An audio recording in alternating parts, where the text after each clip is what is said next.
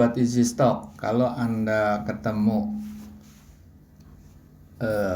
berita atau ulasan daripada sekuritas, broker, seperti penggerak saham, Friend naik 1,23, SMRA naik 0,9%, BRI turun 1,9%.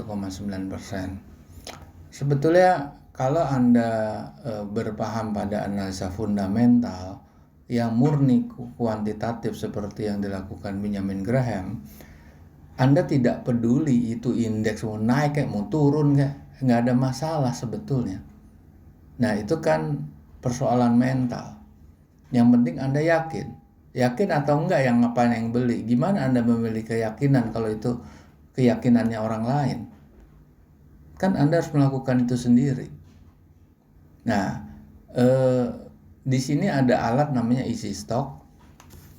Itu betul-betul mengikuti pahamnya Benjamin Graham dari bukunya Security Analysis and Intelligent Investor, bukunya pegangannya Warren Buffett, dan melalui Easy Stock Anda bisa membandingkan, ini dari Google Play Store ya, Anda bisa membandingkan.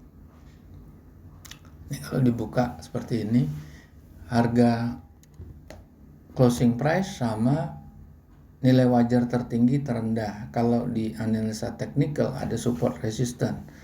Di sini ada 788. Seberapa yakin? Nah, seberapa yakin ini tergantung Anda sekalian.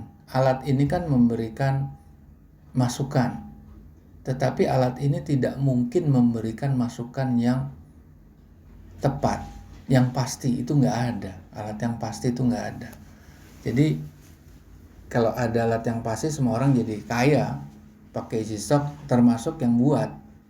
Tapi kan nggak begitu. Itu tingkat keyakinan itu adalah kombinasi daripada numbers. Kalau ini murni numbers ya, tapi numbers itu bisa berubah-berubah tiap kuartal. Nah, makanya Anda harus lihat historis di sini. Nah, di Easy Stock itu ada historisnya. Makanya kita lihat, kalau kita lihat Friend,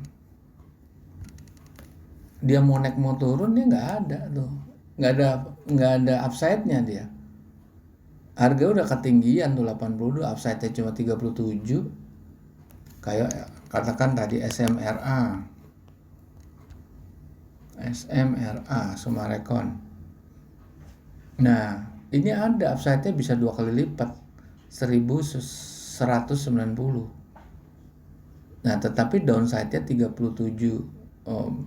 Cuma downside-nya itu hampir 70%, 63 lah persennya.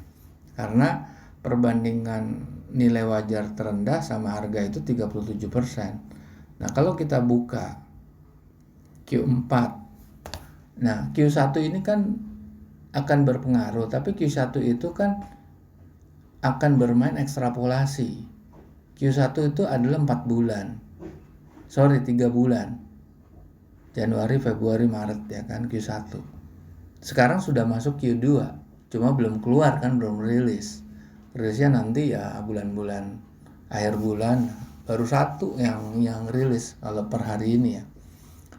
Ya artinya gini, ada emiten yang cyclical, yang kadang penjualannya itu baru ramai di akhir tahun, atau penjualan baru ramai di awal tahun, atau di tengah tahun, kan macam-macam. Kayak jual es mambo, ramainya di musim kemarau, musim hujan gak ada yang beli. Kayak jual payung, padahal di musim hujan. Ya seperti itu, makanya di sini benar murni apa adanya ya. Nah tentunya gini, kelebihan Easy Stock tuh bukan, makanya Easy Stock itu Easy Stock itu tidak murni mengambil dari laporan keuangan yang short form, atau cuma lihat profit and loss, lihat balance sheet, atau lihat dividen aja, atau juga lihat cash flow statement. Karena gini, kita harus lihat the full report yang ada catatan auditorsnya. Nah, Anda bisa dengar video saya waktu saya bahas ngitung saham IPO. Itu saya bongkar kan sampai berapa capital expenditure, berapa non-performing loan, berapa income dan expenses non-recurring, income expenses non-operasional, itu dimasukin semua di sini. Cuma balik lagi, tetap ada trik kan, akuntansi itu tetap punya trik. Tetapi dia masuk ke bisa dibenarkan gitu. Kalau Anda lihat zamannya tahun mungkin awal 2000, saya lupa, di Wall Street pun terjadi scam, penipuan di WorldCom. Itu kan sampai Andersen Consulting dipecat, di revoke izinnya, jadi nggak ada namanya Andersen Consulting tuh udah nggak ada lagi. Padahal itu termasuk 5 besar seperti Ernst & Young segala macam, Deloitte, Pricewaterhouse. Andersen Consulting dipecat karena melakukan scam di situ. Nah, artinya trik akuntansi tetap ada dan kita nggak bisa menghindari. Juga cyclical. Nah, kalau sekarang kalau ada yang tidak dibukukan tapi dibukukan pada semester berikutnya, itu bisa aja. Makanya kita lihat history. Makanya komplikasi di investasi saham itu tinggi sebetulnya. Tidak cuma alat ini aja. Alat ini nggak menjamin. Tapi kalau Anda punya alat ini, Anda bisa konsentrasi yang lain kan. Nah, belum kita bicara gimana Warren Buffett itu menggunakan filosofi Philip Fisher untuk menganalisa sisi-sisi kualitatif, yaitu manajemen dan lain sebagainya. Nah, di situ pengaruhnya juga besar, seperti dia beli Coca-Cola. Coca-Cola itu dia beli di harga over value loh. Itu terjadi kira-kira 20 tahun yang lalu kali. Sampai sekarang masih dipegang. Sekarang udah berlipat berapa harga Coca-Cola? Saat itu over value. Tapi nggak terlalu over ya.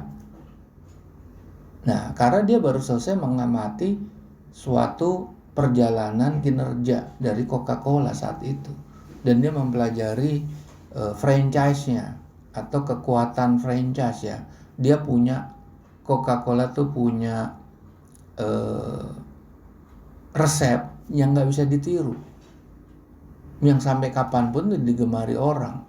Sampai kapanpun pembelinya loyal. Nah, seperti itulah. Nah, makanya kalau Anda sebagai trader, Anda cuma minta untung 3%, 2%, itu kan Anda anak emasnya broker. Anda capek, Anda memperkaya broker. Dan itu Anda dengerin aja itu YouTube-nya Lo Keng Hong, sama kan ceritanya. Dia nggak peduli pom-pom, jadi sebetulnya nggak ada peduli sama indeks naik turun tuh, nggak peduli.